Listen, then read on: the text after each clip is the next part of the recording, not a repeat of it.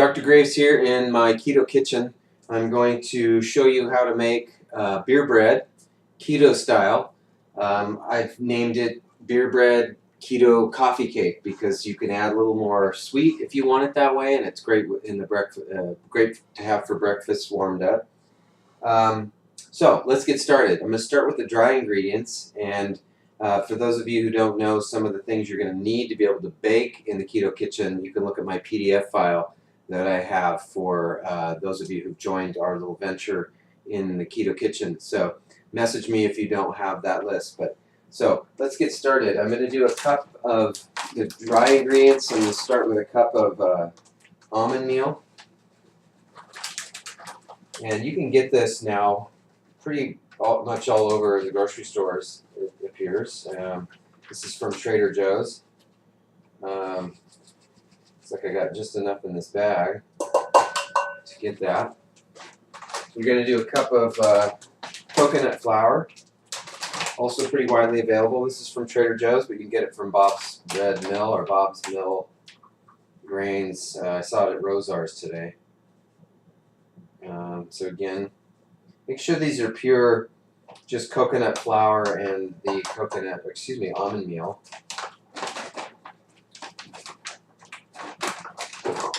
Next, we're going to use psyllium husk powder, and this is what really holds this together. And it's really important to get some of this for your baking.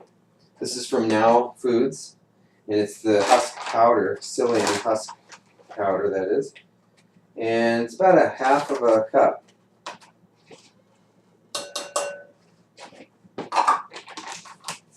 So we're doing all the dry ingredients. I'm going to go ahead and jump down to the salt. We're going to do 1 teaspoon. I use Redmond's salt. You can use sea salt. I don't recommend just any traditional counter or table salt, especially the iodized stuff. You just want a good sea salt. Let's see. Next, we got some baking powder. And I'm going to add just a touch of some natural sweetener. Let's see, 1 tablespoon of baking powder. Make sure it's aluminum free.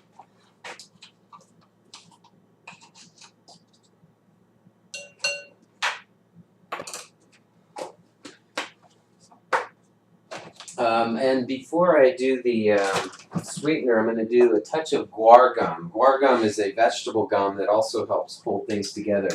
You don't need very much of this, so most recipes aren't going to have much more than maybe 1/4 teaspoon at the most.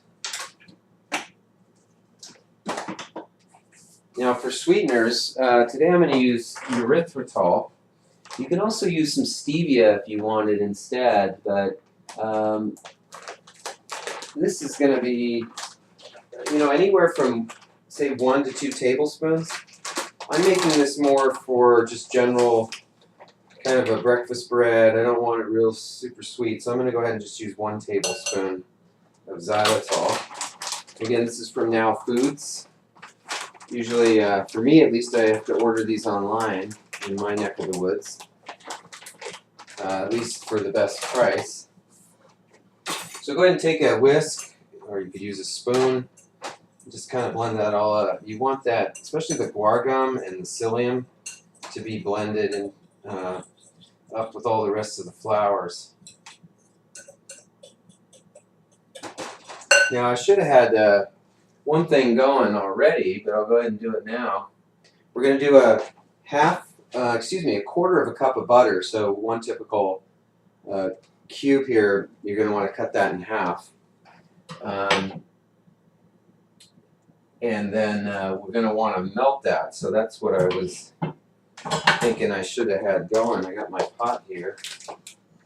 And that'll just take a few minutes while we add the other wet ingredients.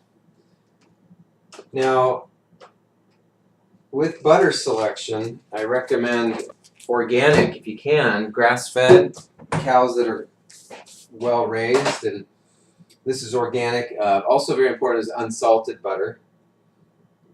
Unsalted is a lot easier to cook with and produces a better result. So let's do some liquid ingredients.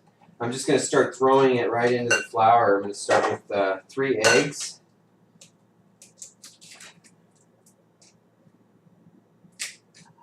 Thankfully, I had exactly 3 eggs left in the refrigerator for tonight. Getting a little sloppy with the egg here. In fact, I got a nice little bit of extra calcium in there with that little shell that just dropped down in. I'll just grab that and out.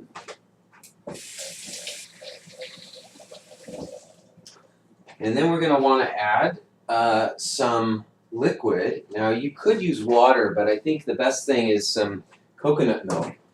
As it turns out, I do have some canned coconut milk, but I don't want to open that. I'm going to use this almond milk that I have already open. And we want a cup of that. And then I'm going to add, since this is not as high in fat as I want, I'm going to add in fact, what is it? It's only 3 grams of fat. Make sure that is unsweetened almond or coconut milk. You don't need the sugar in there. So 1 cup of that. Going to go add a little cream. I've got just organic heavy whipping cream. I just want to, now I'm not going to measure that. If I was to guesstimate, it's going to probably be about 1/4 of a cup worth, maybe just a tiny bit less than that. The recipe is fairly forgiving in terms of the quantities. Let's see how our butter's doing. So now that we've got that, we're going to pour that in. We've got 1 more liquid to add, and then to get that butter in there, and then we're just going to stir it on up. When I add a little more sweetener, I add cinnamon often to it. If you want more of a breakfast bread, go ahead and feel free to do that. I'm not going to tonight.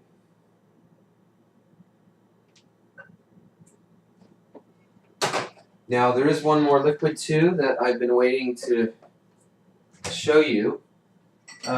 This is beer bread, of course, so we want to make sure we get the beer in there. A lot of beer, it doesn't really matter what beer you choose. I've got a 12 ounce. I have done the recipe where I put the whole bottle in, but tonight, because I added that little extra liquid from the cream, I am going to keep it to about 1 cup, and then drink the rest. It's been one of those days. Plus, I'm dying to try the Deschutes Obsidian Stout. That'll do. Now, if you're worried about carbohydrates or alcohol with this, when you cook it, the alcohol is gone. The carbohydrates I've calculated out, and they're pretty negligible in terms of there is carbohydrates in beer. So it's really, by the time you're doing serving sizes, it's not a big deal.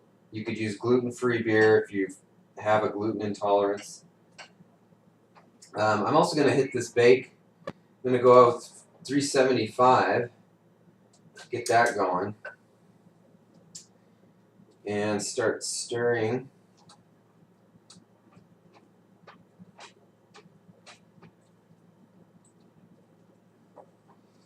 Now this is going to start really soaking up the liquid as you go here. It gets pretty thick. It looks like my butter's melted, so you can put the butter in at any point when you're adding those liquids. You could use more cream in place of the butter, but of course the flavor of butter and that extra fat, healthy fat, is what we're after.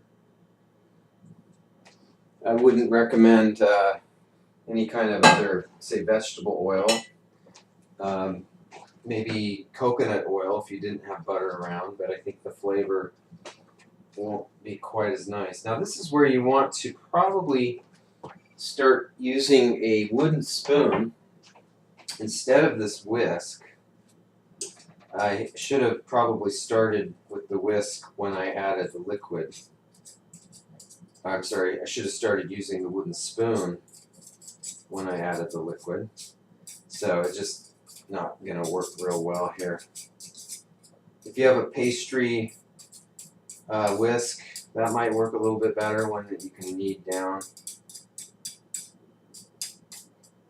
It's going to be a lot thicker, something in between, say, a traditional yeast bread and maybe a little bit moister in terms of how the consistency is. It's something you'll see in a minute, how it rolls into the pan. So, got my beer for later. I'm going to stir this in now. So kind of, basically you're mixing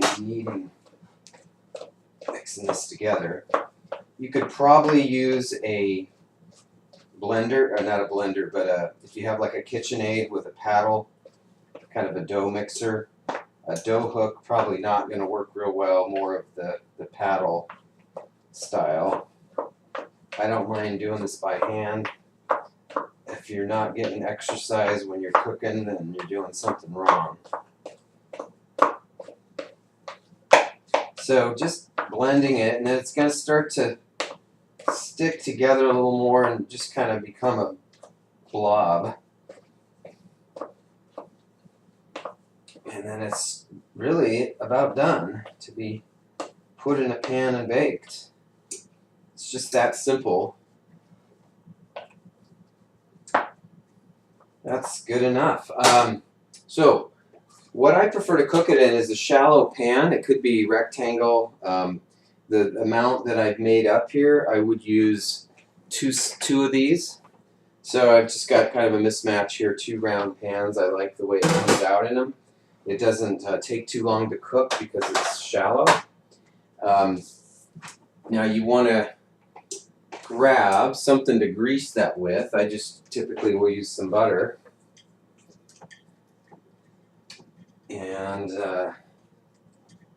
get that all around the pans here.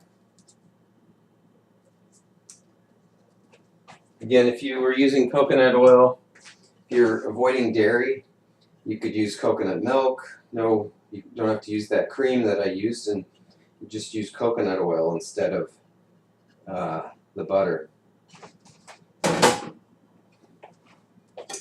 Let's get that all around the sides.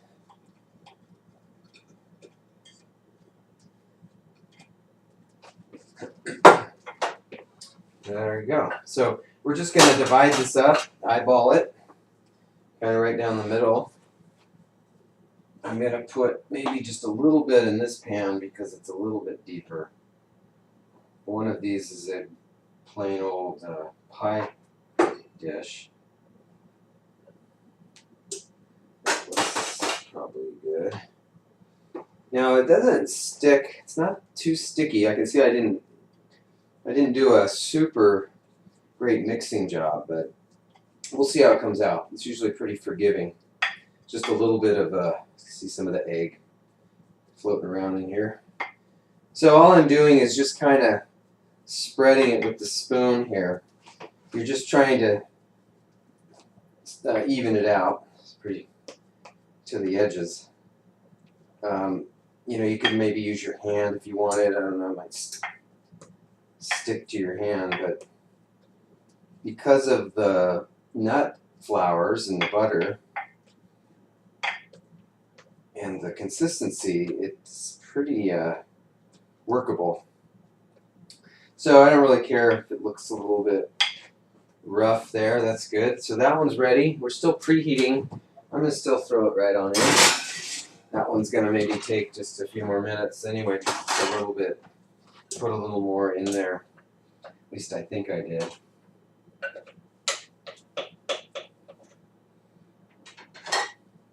Now you could also put this into a greased muffin pan. Cook a little bit faster, and you have little serving sizes. So again, we're just doing the same thing here. So this video has not been edited, as you can probably tell. This is real time. so you get a sense of how long it takes to make.